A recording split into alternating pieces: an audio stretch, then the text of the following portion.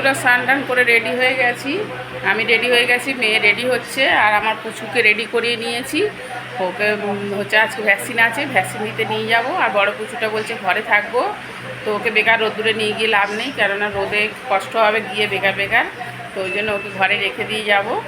অসুবিধা নেই, নিচে ভাড়াটেরা আছে, ওরা খেয়াল রাখে, তো ওকে রেখে দিয়ে যাবো। আমরা দুজনে বেরোচ্ছি, মেয়ে রেডি হচ্ছে, সব রান্নাবান্না সব কাজকর্ম গোছানো হয়ে গেছে, মেয়ে সব গুছিয়ে গাছিয়ে দিয়েছে। আমি ছোটো পুচকুটাকে চান টান করিয়ে রেডি করিয়ে নিয়েছি।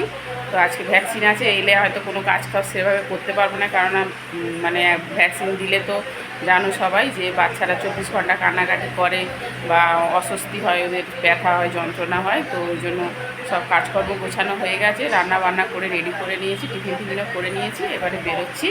তো চলো আমরা ওকে ছোটো পুচকুটাকে তোমাদের দেখাই। ও রেডি হয়ে শুয়ে আছে, ঘুমিয়ে আছে। এই যে একজন ল্যাপটপ আর ফোন দুটো নিয়ে আছে। শোনো, ফোনে চার্জ দিলি না, মাম্মাম নিয়ে যাবে তো, রেখে যাবে বললো।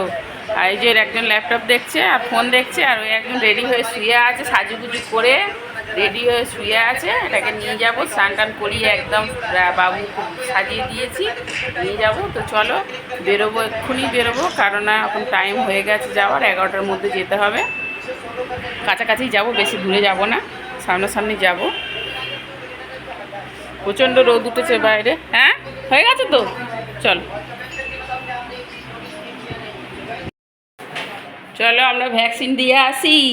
ভ্যাকসিন দিয়ে এসে ভ্যা ভ্যা করবো, ঘরে এসে ভ্যা ভ্যা, তখন সবাই বুঝতে পারবে কি আরাম, বেরু বেরু করারটা আরাম। চলো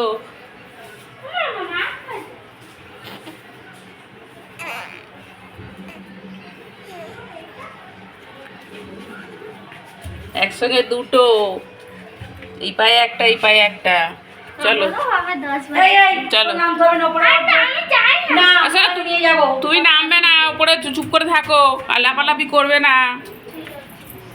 বন্ধুরা এই যে ভ্যাকসিন দিয়ে নিয়ে এসেছি, শুয়ে আছে, বাঁ হাতটা বন্ধ করে রেখেছি, বাঁ হাতটা দিয়ে নিজের চুল নিজে ছিঁড়ছে খালি আর চেঁচাচ্ছে, বাঁ হাত দিয়ে নিজের চুল নিজে ধরছে, ধরে চেঁচামেচি করছে খুব, ওই জন্য বাঁ হাতটা বন্ধ করে রেখেছি। আর আমার পাশে শুয়ে নিয়েছিলাম আর সিমেন্টে ওপরে, বা মার কাছে কান্নাকাটি করছিল বলে আমার কাছে শোয়ানো রয়েছে, আমি শুয়েছিলাম নিচে। তো এখন খেতে যাচ্ছি ভাত, খিদে পেয়ে গেছে, ভাত খাওয়া হয়নি এতক্ষণ, পাপা আসবে বলে ওয়েট করছিল ওর মা, পাপা এখনও আসেনি, ওই জন্য ভাত খেতে যাচ্ছি। আর এই যে বড়োটা উপরে রয়েছে, সোনা ভাত খাবি তো, তো আমি আর তুই খেয়ে দিলাম, মাম খাবে, ভাইকে দেখতে হবে তো একজনকে।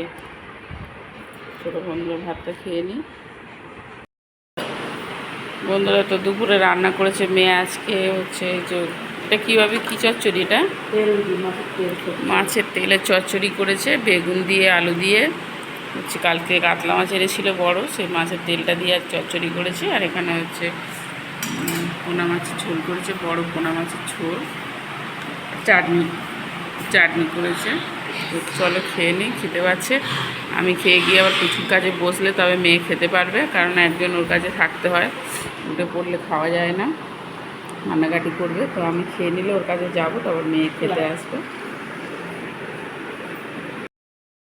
তো বন্ধুরা সন্ধ্যে বাসায় দুপুরে ভ্যাকসিন দিয়ে আসার পর থেকে ভীষণ কান্নাকাটি করছে, তোমাদেরকে কিছু ভিডিও দিতে পারিনি, দেখাতে পারিনি ভিডিও। তো এত কান্নাকাটি করছে, মানে সবসময় কোলে কোলে নিয়ে থাকতে হচ্ছে, মানে কাজকর্ম কিছু করা যাচ্ছে না। ওর মা একবার আর আমি একবার এই বালিশ ফালিশ পায়ের ওপরে চাপা দিয়ে রেখে দিয়েছিলাম, এই যে জেল লাগিয়ে দিয়েছে, এই মাত্র পায়ে জেল লাগিয়ে দিয়েছে।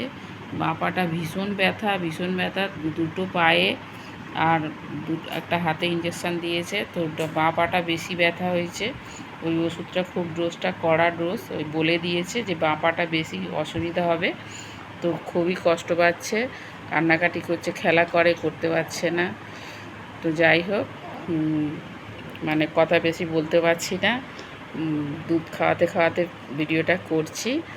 তো রান্নাঘরে খাচ্ছে ওর পাপা আর ওর দাদা ভাই, আর ওরা এলে আমি আর মেয়ে খাবো।